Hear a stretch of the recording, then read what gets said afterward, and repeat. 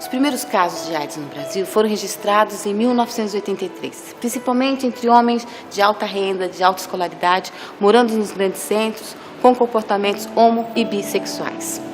Desde então, a AIDS tem mudado seu perfil, tanto geográfico quanto social.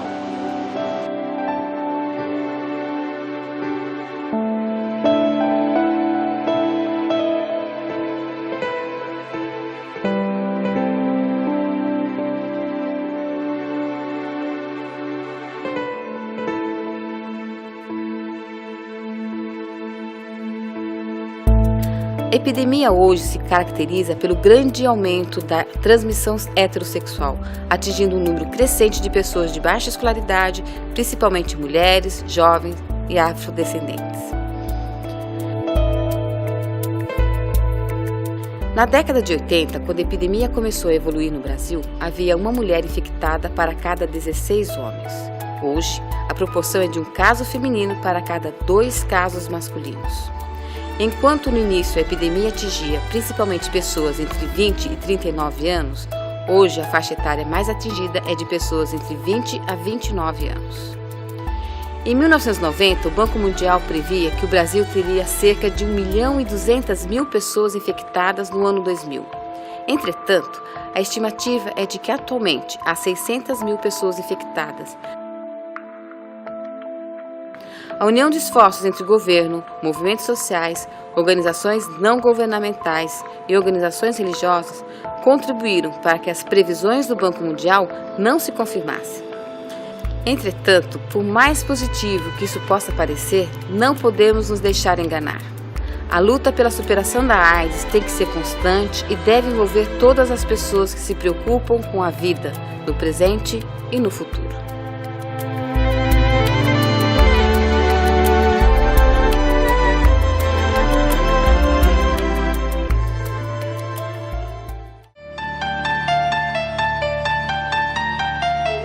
É uma doença.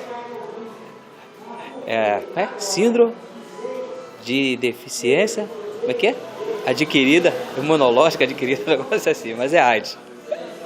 AIDS pra mim é só um vírus que se instala no corpo humano, nada mais que isso, não é nem um bicho de 7 cabeças.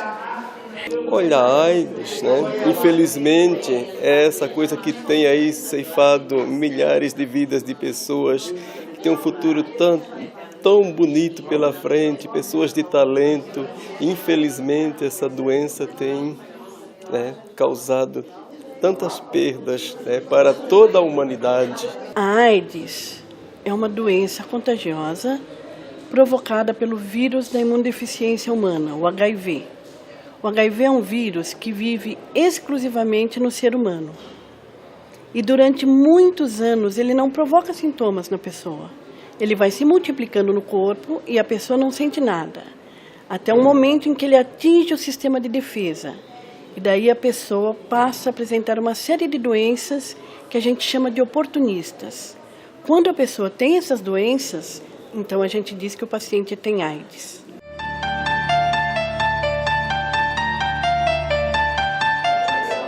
Ela é transmitida via o ato sexual, né? E transmissão via transfusão sanguínea, sabe? O que eu me lembro são essas duas. Forma de transmissão é tipo transfusão, né? E no caso, sexo sem preservativo. A pessoa pode contrair AIDS fazendo sexo de forma insegura, sem camisinha, sem preservativo, ou então compartilhando agulhas para os usuários de drogas. Creio que somente dessa forma. Creio eu que se relacionando sexualmente e por formas de por formas de ferimentos, por contato sanguíneo, coisa do tipo.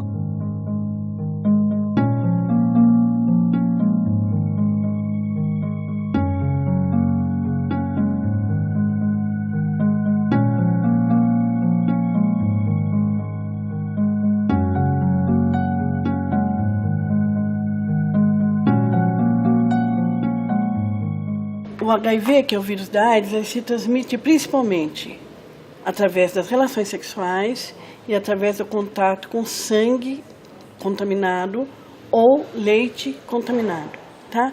Então a gente tem essas formas principais: relações sexuais, transfusão sanguínea ou contato com objetos pérfuro-cortantes contaminados e a transmissão da mãe para o bebê quando ela está grávida, através do sangue, da placenta ou no aleitamento materno. Nas relações sexuais, é importante lembrar que o vírus pode ser transmitido em todas as relações. Relações entre dois homens, relações entre um homem e uma mulher. Eventualmente, é mais difícil, mas eventualmente também na relação entre duas mulheres.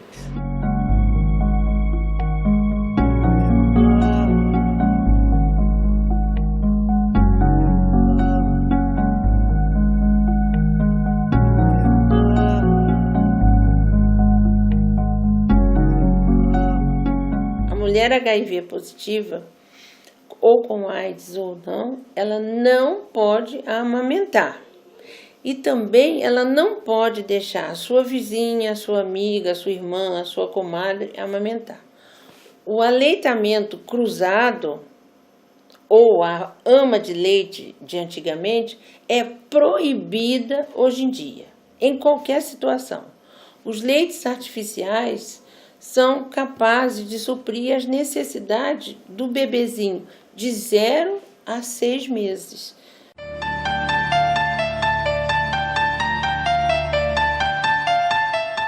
Se tratando de relação sexual, camisinha só e seleção.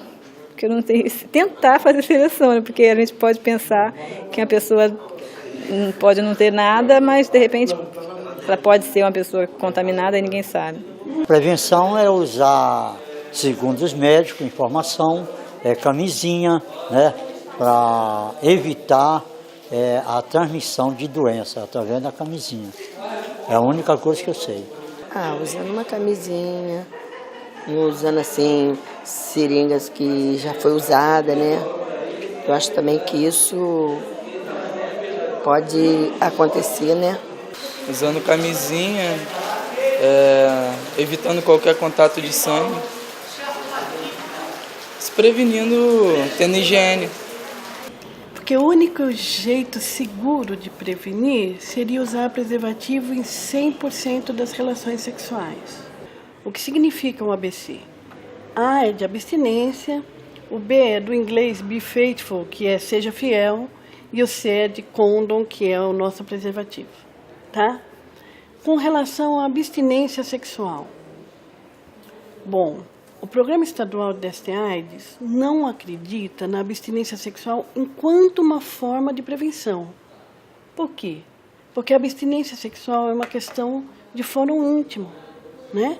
As pessoas escolhem se elas querem ser abstinentes ou não, dependendo das suas convicções morais, religiosas, etc. e tal. Mas a gente não pode propor que as pessoas sejam abstinentes como forma de prevenção, porque o sexo faz parte da vida. Agora, com relação ao seja fiel, mas também depende de para quem você vai ser fiel. Porque você pode ser fiel para alguém que já esteja contaminado, que até seja fiel, mas que já tenha sido contaminado numa relação anterior à sua. Então, o seja fiel pode ser uma canoa furada. Se você e seu companheiro ou sua companheira não fizeram um teste e não forem realmente fiéis um ao outro, e se os dois não forem negativos, o seja fiel não vai ter muita validade. Nós temos a questão da transfusão sanguínea, que a gente tem que estar atento para a questão da qualidade do sangue, da testagem do sangue para AIDS, para hepatite, para várias doenças infecciosas que podem ser transmitidas pela transfusão sanguínea. Falando então de materiais de uso pérfuro-cortante, principalmente os alicate de unha e todo o material que a mulher utiliza para fazer unha, como os estiletes para empurrar a cutícula, esses materiais devem ser individualizados ou esterilizados a cada uso. Ou então que cada pessoa, o ideal, tenha o seu próprio material. Até aquele pauzinho de limpar o esmalte deve ser próprio.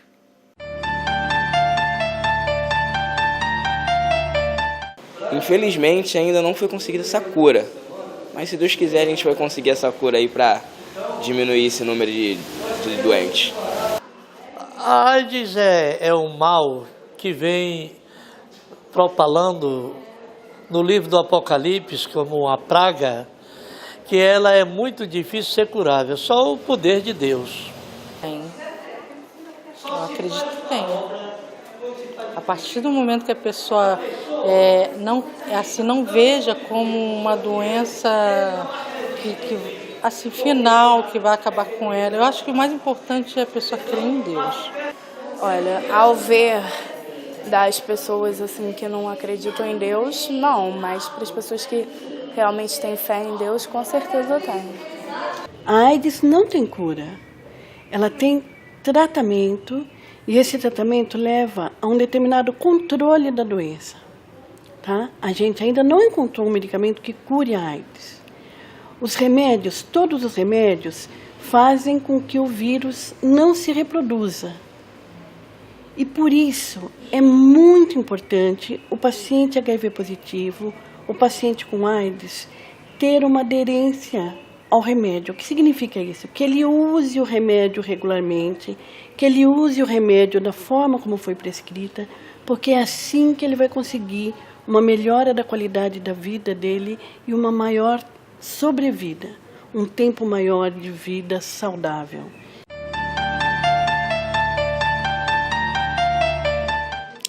Essa pergunta é difícil pra caramba, né? Eu acho que já ficou provado que não, porque, enfim, até idosas hoje estão inseridas no grupo de risco por causa da Viagra, do aumento da atividade sexual na terceira idade. Então, quer dizer, eu acho que o grupo de risco não existe.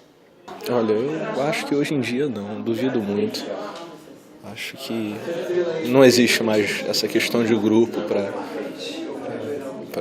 que ofereça risco a AIDS. Eu não creio tanto nisso. Existe. Hoje em dia, pelo que eu tenho visto, são mais os jovens, mais os adolescentes e mulheres casadas, que na gravidez, ela pega a AIDS na gravidez, ela transmite para o filho e o filho já nasce com o vírus da AIDS. Existe o homossexual, por exemplo, é um risco em potencial, né? Porque o homossexual ou de ambas as partes, eles não se atêm só no relacionamento com um parceiro só, né? Com vários parceiros. E isso já é um risco muito grande. Na verdade, não existem grupos de risco. Todas as pessoas podem adquirir o HIV se elas se expuserem ao vírus, ou numa relação sexual, ou num contato com sangue, tá? Então, não adianta essa coisa de a gente pensar, a pessoa é bonitinha porque eu gosto, porque eu amo, porque eu conheço, porque é boa gente. A pessoa pode ser boa gente, você pode conhecer, você pode amar, mas se ela se expôs alguma vez ao risco de se infectar pelo HIV, ela pode ser infectada pelo HIV e pode transmitir a infecção. Então, comportamentos de risco são transar sem tomar cuidado, sem usar preservativo. Às vezes a pessoa nem transou, mas tomou sangue, se contaminou através do sangue, ou se contaminou através de um objeto pérfuro cortante. As pessoas não precisam ter uma vida desregrada ou fazer um monte de loucuras na vida para adquirir o vírus HIV. É só ela se expor a uma situação onde ela entra em contato com o vírus, uma relação sexual ou sangue, sei lá, e ela pode se infectar pelo HIV. A gente não pode imaginar que a contaminação existe apenas em grupo de risco. Todos nós somos grupo de risco, sendo promíscuos ou não. E o que é realmente promiscuidade para cada pessoa? Às vezes, para uma pessoa, ser promíscuo é ter um parceiro ou dois. Às vezes, para o outro, 5, 6 não é. Ele não se sente promíscuo. Qualquer um é de risco.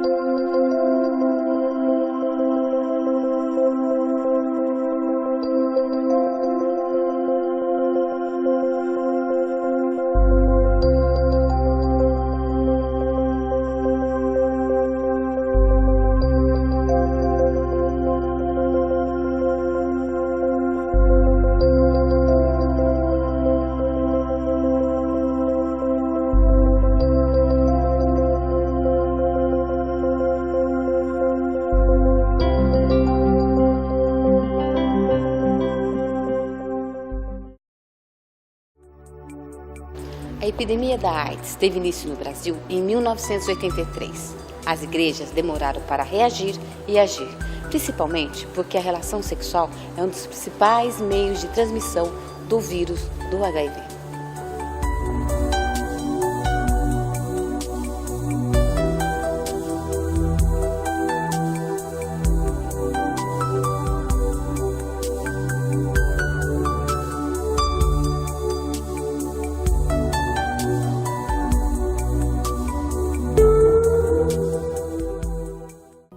Sabemos que sexo é considerado um tabu na nossa sociedade e as igrejas têm dificuldades em lidar com temas relacionados à sexualidade. Essa atitude contribuiu para gerar vários preconceitos, sendo os mais comuns. A AIDS é resultado do pecado e de promiscuidade sexual. A AIDS é doença que atinge só homossexuais e usuários de drogas. A AIDS não afeta os membros das igrejas. A AIDS atinge só grupo de risco. Gerou também estigma e discriminação. Pessoas soropositivas são vistas como culpadas, são discriminadas e rejeitadas. Pessoas soropositivas não são aceitas plenamente na comunidade. Em alguns casos, são punidas ou excluídas da comunidade. Felizmente, essa missão inicial das igrejas começou a mudar. Atualmente, várias lideranças e instituições cristãs estão plenamente engajadas na luta contra a AIDS e desenvolvem ações importantes de educação, prevenção e de solidariedade com pessoas soropositivas. A AIDS arrombou a porta das igrejas e está sentada nos bancos. E isso aconteceu com todas as igrejas, inclusive com as católicas, né? A forma com que chegou a notícia da epidemia, né? Isso tudo entrou, de certa forma, confrontou com o nosso modo de vida. HIV/AIDS dentro de nossas igrejas é um tema polêmico que traz repercussões na forma de pensar dela, do dia a dia. E nós compreendemos esse tema como sendo um tema desafiador para a igreja, não só o Exército de Salvação, mas as igrejas cristãs e evangélicas de um modo geral, e um desafio de abrir-se para discutir temas relevantes e contemporâneos como este.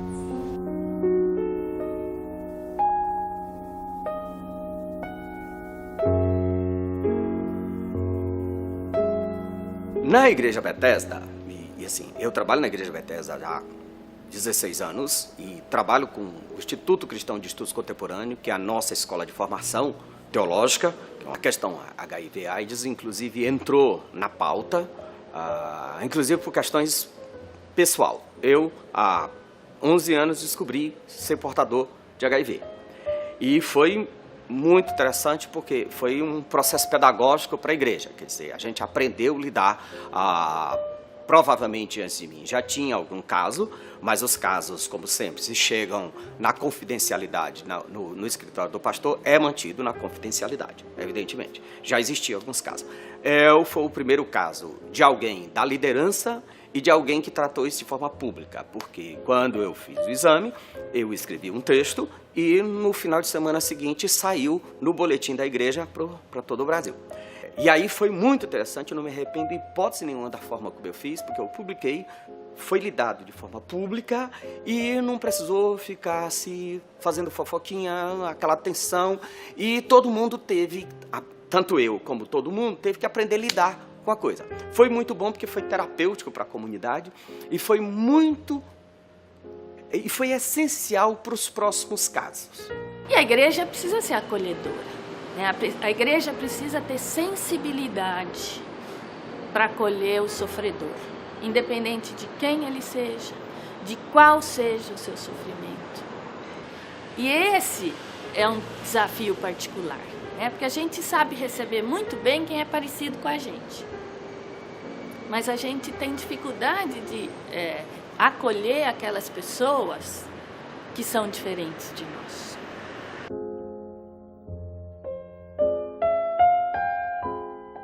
Nós, de Piracicaba, temos um trabalho com crianças soropositivas ou vítimas, do HIV. Estamos agora caminhando para o 10º ano que o trabalho do aconchego está sendo exercido.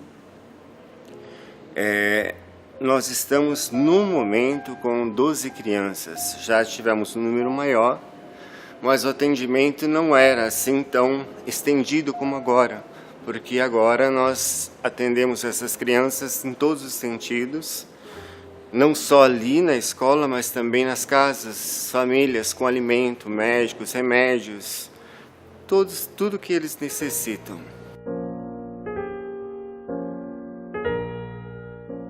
Quando eu soube que num determinado momento as mulheres casadas, né, houve um crescimento enorme no número de mulheres casadas com AIDS, eu usei esse momento para dizer para as pessoas, né, para os eclesianos, dizer que a AIDS ela não escolhe cor, não escolhe se a pessoa é gay, né, homossexual, ou se a pessoa é heterossexual ou pansexual, o que for. A AIDS não tem essa de ficar escolhendo as pessoas. Então, a partir desse dado concreto, né, de que as mulheres casadas, que com certeza contraiu ou através de agulha, ou através transfusão de sangue, né, ou do próprio marido, né? Aí, de repente, a gente começa a dizer, olha, não é tão ilógico que a gente fale em camisinha, por exemplo. Não é um tabu que a gente fale em camisinha, mesmo nos casamentos, né, héteros e moralmente permitidos, etc, etc. Se nós formos refletir sobre qual tem sido o papel da Igreja Católica na relação e no enfrentamento à epidemia, ou melhor, à pandemia de HIV/AIDS, eu acho que num primeiro momento seria interessante a gente contextualizar o cristianismo, né? E você teve posturas as mais diversas. Eu acho que no momento você teve aquela postura extremamente escatológica por parte de alguns setores do cristianismo que associavam a AIDS ao fim do mundo, ao castigo divino, enfim. E isso não foi prerrogativa de nenhuma religião cristã. E com a Igreja Católica, ainda vamos dizer assim, com o desconforto a mais do fato de sacerdotes adquirirem infecção, né? E aí você também teve reações diversas, né? Desde aquele sacerdote que se escondeu, até como o Frei Reinaldo Almecheiro, que foi um dos fundadores do CEFRAN, Centro Franciscano de Luta contra a AIDS. Ele, sendo soropositivo, foi ordenado sacerdote pelo então arcebispo de São Paulo, Dom Paulo Evaristo Arnes, né? E estruturou um centro ligado não só à Igreja Católica, mas a uma ordem extremamente tradicional dentro dessa igreja, voltado ao acolhimento e prevenção do HIV e como, inclusive, ponto de fornecimento de preservativo. Isso é algo que diz respeito a nós. Muito mais hoje, quando é uma enfermidade que acomete muito mais mulheres, e mulheres casadas, e mulheres que têm parceiros fixos até, do que pessoas de grupos que antes eram considerados inimigos da fé ou que estavam à margem da sociedade. Então, trazer isso para a igreja, trazer uma discussão sociológica, filosófica, teológica, de muita abrangência. E por isso, muitas vezes ainda a resistência ou até um desejo de se abster para não ter que se comprometer, como se isso não fizesse parte do próprio projeto de Deus para a salvação do mundo em que nós vivemos.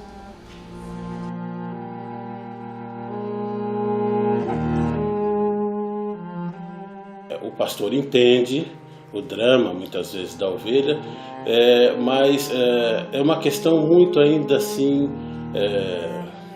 digamos assim, não se coloca para a comunidade que aquela irmã, aquela ovelha está com um problema sério na vida dela e que precisa do acolhimento da comunidade, que o pastor, o seu líder, o seu guia, está fazendo esse acolhimento. É uma coisa um pouco que meio que escondida, não é? Para que as pessoas não saibam, até pelo preconceito que as pessoas têm, que ainda é enorme, não é? Mas eu entendo que a acolhida deve ser dada. Já tive casos na minha cidade, né?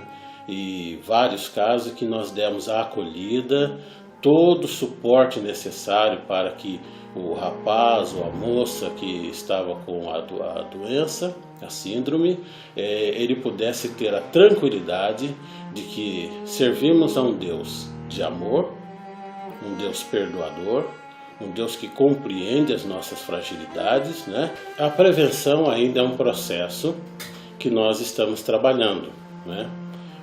Evidentemente, por termos uma postura de vida, por pregarmos uma postura de vida, eu não conheço casos de pastores que do púlpito oriente os irmãos a usarem o preservativo, né? Até porque se crê que nenhum deles vai ter um caso extraconjugal, mas não é só por aí que se adquire a AIDS, né?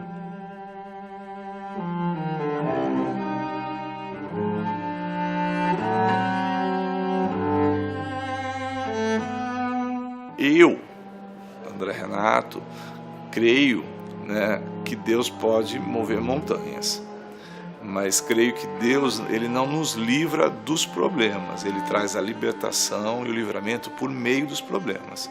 Então eu não creio nessa questão da cura, que nem as pessoas dizem, olha, eu vou ser curado, né? Eu nunca prometo a cura. Isso não é só para o paciente de HIV. Quando você vai visitar um paciente dele lá no hospital, você não fala, eu vou orar para você ser curado. Eu vou orar para que Deus abençoe o médico, o medicamento, para que Deus te dê a graça de viver esse momento. Porque o Evangelho não fala disso. O Evangelho fala de restauração de vida interna que acaba aparecendo no mundo externo.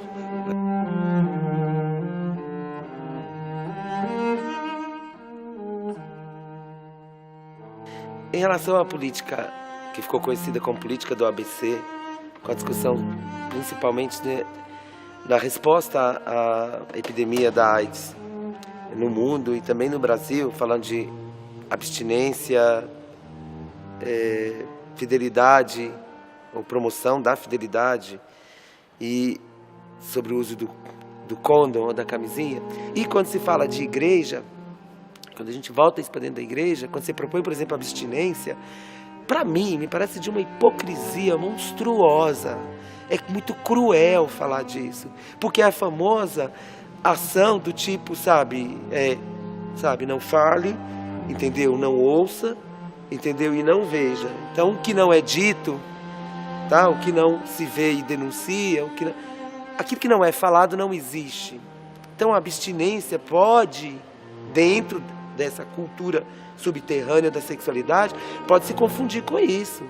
Mas assim, acho que é muito perigoso essa fala da abstinência, entendeu? Como uma ação de prevenção. Eu acho que se a abstinência é um valor moral para uma religião, ela deve, acima de quaisquer outras coisas, pregar a abstinência sexual, ou pregar valores como o celibato para os seus líderes. Eu não vejo isso como uma coisa ruim, isso não é um problema para mim. Eu vejo isso como um problema se colocada como uma resposta ao HIV/AIDS. No Brasil, isso não vai ser possível.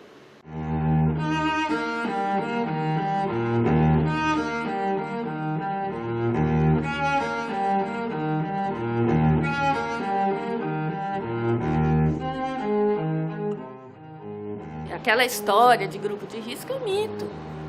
Pelo contrário, se a gente for falar de grupo de risco, hoje a gente tem que falar das mulheres casadas monogâmicas, que é o grupo que está crescendo mais.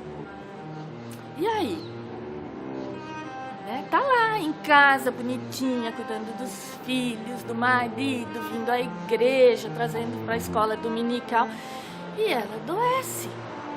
Numa sociedade extremamente machista, ninguém pensa, por exemplo, em promiscuidade em relação aos homens que têm relações de fidelidade com a sua esposa, mas têm uma vida promíscua, ou seja, tem outros parceiros fora do casamento. Nunca vi em nenhuma literatura, nem acadêmica, nem religiosa, essa discussão, por exemplo, sobre a promiscuidade dos homens, que parece também um pouco que promiscuidade é uma coisa de mulher.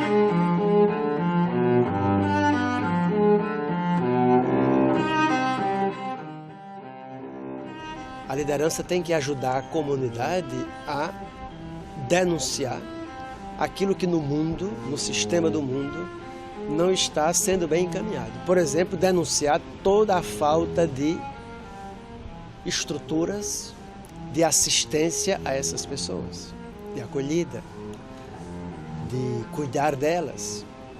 Como também denunciar toda a relação de preconceito que existe. e denunciar as questões de fundo socioeconômicas. Ou seja, me parece que este é o primeiro papel da igreja. A liderança tem que ajudar a comunidade a tomar consciência do seu papel profético de criticar a sociedade que facilita que essas pessoas sejam desprezadas e até percam a vida. Eu vejo que o que nós, lideranças evangélicas, devemos e podemos fazer é minimizar as fronteiras dos relacionamentos. Você tem uma pessoa do outro lado de uma fronteira que está precisando ser amada e você está do lado da fronteira em que você tem bastante amor. Então, eu vejo que a liderança precisa romper essa fronteira, minimizar essa distância, ir atrás, não muitas vezes ficar esperando que essas pessoas venham atrás, porque a sociedade já tem, de certa forma, rejeitado, reprimido. Um líder espiritual, ele, acima de tudo, é um agente político e tem que estar comprometido com a questão da promoção da vida em todos os sentidos, né? E não tapar o sol com a peneira, né? Ter uma visão realmente muito concreta, muito objetiva daquela comunidade onde ele atua e até propondo ações de intervenção que venham a promover a qualidade de vida daquela comunidade. O que nós devemos nos perguntar é o que as igrejas podem fazer numa realidade como essa. De que forma nós podemos e devemos responder ao desafio de trabalhar com pessoas que vivem com HIV e com AIDS. Cabe a nós, nesse cenário, nos colocarmos dispostos e comprometidos com a construção de um mundo melhor.